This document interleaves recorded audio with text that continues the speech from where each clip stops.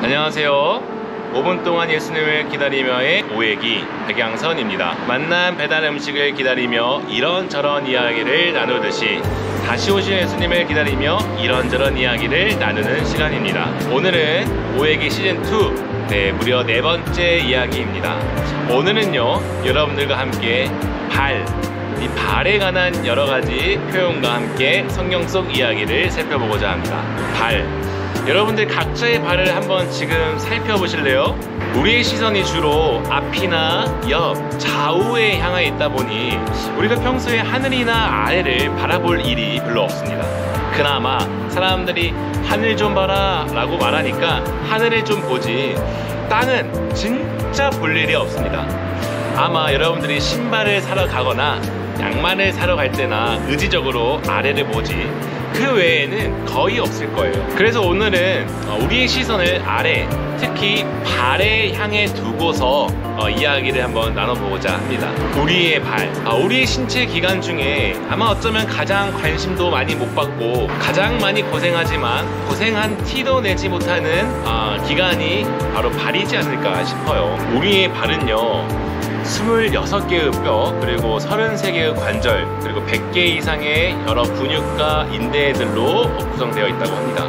우리 이 발이 또 아치형으로 되어 있다 보니까 직립보행이 가능한 거고요. 또 열심히 또 뛰어다닐 수도 있는 거예요. 그리고 이 발은 생각보다 큰 관심을 많이 갖지 못한 것에 비하여 두 번째 신장, 또 인체의 축소 버전이라는 특별한 별명을 가지고 있어요. 이번에는 이 발과 관련해서 우리가 일상 속에서 어떻게 표현적으로 잘 사용하고 있는지 살펴보도록 할게요. 여러분들도 제가 몇 가지 소개해드리는 이 발과 관련된 표현 중에 몇 개나 알고 있는지 한번 세어보시기 바랍니다. 첫 번째는 발을 내딛다, 시작, 그리고 도전한다는 것을 뜻하고요. 발을 들이다, 참여하다, 개입하다 라는 뜻이고요. 발이 넓다, 인간관계가 아주 넓다, 인맥이 많다 라는 것을 뜻합니다. 발이 묶이다, 자유가 제약되어 있는 상태를 뜻하죠. 아마 많은 여러분들이 제약된 상태로 살아가고 있지 않을까 싶네요. 발을 빼다, 책임을 회피하다 라는 뜻입니다. 발이 빠르다, 행동력이 되게 빠른 사람들을 뜻해요. 엉덩이가 가볍다, 빨리빨리 일어나서 이런저런 일을 민첩하게 한다, 이런 분들에게 어울리죠. 대체적으로 이런 표현들이 발과 관련해서 우리 일상 속에 사용되어 있는데요, 생각보다 우리의 삶과 밀접하게 연관되어 있는 것을 알 수가 있었습니다. 여러분들은 이 중에 몇 개나 아셨나요? 총 6개를 함께 나눴는데 이제 6개 다 여러분들도 알고 있다고 생각하면 되겠네요. 우리의 일상뿐만 아니라 이 성경 속에서도 발과 관련된 여러 표현들, 그리고 이야기들이 있어요. 일단 우리가 말씀을 통해서도 살펴볼 수 있는데요, 출애굽기, 이 구약 성경에도 대표적으로 유명한 구절이 있습니다. 제가 한번 읽어보도록 할게요. 출애굽기 3장 5절입니다. 하나님이 이르시되 이리로 가까이 오지 말라. 내가 선 곳은 거룩한 땅이니 내 발에서 신을 벗으라. 아멘. 이는 신을 벗고 맨발로 하나님 앞에 섬으로써 우리가 하나님께 겸손, 경의, 경외를 표현하는 것이 시편 119편 105절 말씀도 있어요. 주의 말씀은 내 발의 등이요 내 길의 빛이니이다. 아멘. 이는 하나님의 말씀이 우리의 삶의 길라잡이 된다는 것을 뜻하고 있어요. 로마서 10장 15절 말씀에도 있어요. 복음을 전하는 자들의 발이 아름답다. 아멘. 이때 발은 나아감을 뜻하는 것으로서요, 하나님의 말씀을 들고 나아가는 모습을 강조하고 있는 거죠. 복음이 제자리에 있나요?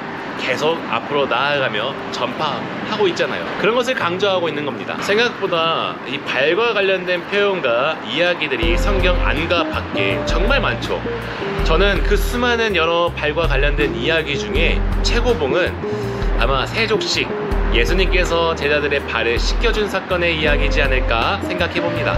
예수님의 세족식의 이야기는 요한복음 13장에 나오는데요, 예수님께서 십자가를 지기 전날 밤 최후의 만찬에서 이 사건이 일어났습니다. 예수님께서는 제자들과 함께 식사를 하기 위해 이 식사 자리를 마련했어요. 제자들은 아무것도 모른 채 예수님과 맛있는 음식을 먹는다는 즐거움에 그 식사의 자리를 참여했고, 또 자신들이 존경하고 사랑하는 예수님과 제자들과 함께 있으니 너무나 즐거웠습니다. 그렇게 맛있게 식사를 하던 도중에 예수님께서 갑자기 일어나셨어요. 일어나셔서 자신의 겉옷을 벗고 또 옆에 있는 수건을 허리에 두르고 또 대야에 물을 담았습니다. 그리고 제자들을 한 명씩 부르시고 그 한 명씩 부르신 제자들의 발을 씻겨 주었습니다.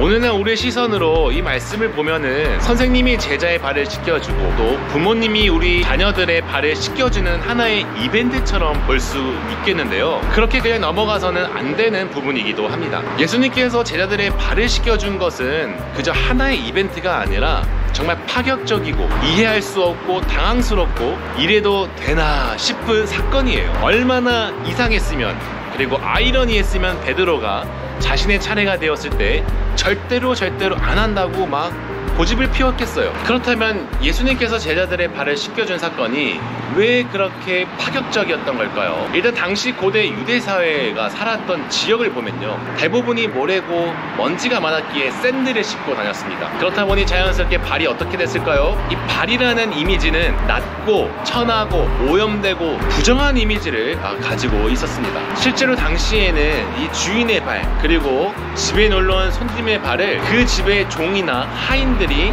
씻어주는 게 당연한 일이었다고 합니다. 이런 분위기 속에서 예수님께서 제자들의 발을 씻어주었다는 거예요. 그러니 제자들이 놀라고 당황스러워할 수밖에 없었겠죠. 제자들이 보기에 예수님이 어떤 분이에요? 그리스도고 메시아고 구원자고 이스라엘의 왕이 될 사람이고 심지어 하나님의 아들이잖아요. 그렇게 바라본 예수님이 자신의 천한 발을 씻었다는 거예요. 얼마나 놀라웠겠어요. 그런데 도대체 왜 예수님은 최후의 만찬이라고 여기는 그 자리에서 제자들의 발을 씻겼던 걸까요? 이에 대해서 여러 가지 이야기를 나눠볼 수 있어요.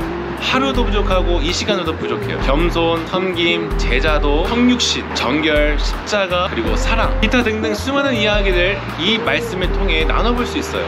저도 오늘 이 중에 사랑에 관한 이야기로 매듭을 지어보고자 하는데요. 눈썰미가 좋은 사람들은 왜 사랑의 이야기로 매듭 짓지? 라는 사실을 금방 깨달을 수 있을 거예요. 요한복음 13장 1절 뒷부분을 보면은 알 수 있습니다. 제가 한번 그 뒷부분을 읽어보도록 할게요. 세상에 있는 자기 사람들을 사랑하시네 끝까지 사랑하셨다. 여기서 끝까지를 헬러 원어적으로 살펴보면요, 시간적으로는 죽기까지, 그리고 질적으로는 완전하게 라는 의미를 담고 있어요. 그래서 이는 예수님께서 제자들을 죽기까지 사랑하셨고 완전하게 사랑하셨다. 그러니까 사랑의 끝판왕을 보여주신 거죠. 절대적인 사랑이었고 무조건적인 사랑이었고 그것이 곧 하나님의 사랑이었습니다. 끝까지 사랑하셨고 끝까지 사랑하셨다 라는 말씀을 마치시고 한 것이 바로 최후의 만찬, 그리고 세족식이었던 거예요. 세족식, 예수님께서 제자들의 발을 씻겨준 바로 이 사건이 끝까지 사랑의 모습인 거예요. 예수님이라는 존재가 제자들의 발을 씻겨준 게 단순히 당시 시대적 문화,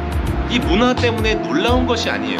예수님께서 끝까지 사랑하셨다라는 것을 세족식을 통해 보여주었다라는 것 그 자체가 아주 놀라운 사실인 거죠. 서두에서 발에 관련된 여러 가지 이야기를 살펴보았는데요, 마지막으로 이제 발을 씻겨주다 라는 이 표현을 추가적으로 우리가 알고 넘어가면 좋을 것 같습니다. 그 뜻은 끝까지 사랑하다 이고요.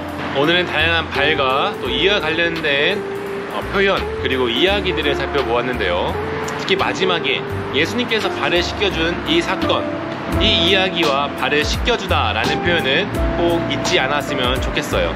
오늘 우리는 양말도 신고 또 신발도 신기에 서로의 발을 보는 것도, 그리고 서로의 발을 씻겨주는 것도 사실 상상하기 힘들어요. 그리고 정말 우리에게는 특별한 이벤트와 같은 날에만 할 수 있는 거기도 하고요. 하지만 이렇게 한번 생각해 봤으면 좋겠어요. 예수님께서 끝까지 사랑하신다 라는 표현을 세족식을 통해 보여주셨듯이 우리도 우리의 삶 가운데 우리의 방식으로, 우리의 표현으로 누군가를 끝까지 사랑하고 사랑할 수 있기를 소망합니다. 사랑하는 오해기 가족 여러분, 여러분들의 발을 지금 당장 씻겨드릴 수는 없지만 정말 씻겨드리고 싶네요. 제 마음이 어떤 마음인지 이제 이 표현을 듣고 아시겠죠? 모르시겠다고요? 이걸 굳이 제 입으로 말해야 되겠어요? 네, 여러분 진심으로 끝까지 사랑하고 사랑합니다. 예수님의 사랑과 비교하면 정말 턱없이 부족하지만 진심으로 여러분들을 끝까지 사랑했고 사랑하고 있으니 받아주시면 감사하겠습니다. 그럼 여러분들도 다음 한 주간 끝까지 사랑하는 삶들을 살아가시고 또 다음 시간에 만나도록 하겠습니다. 자, 이상 오획이 끝나도록 하겠습니다. 안녕.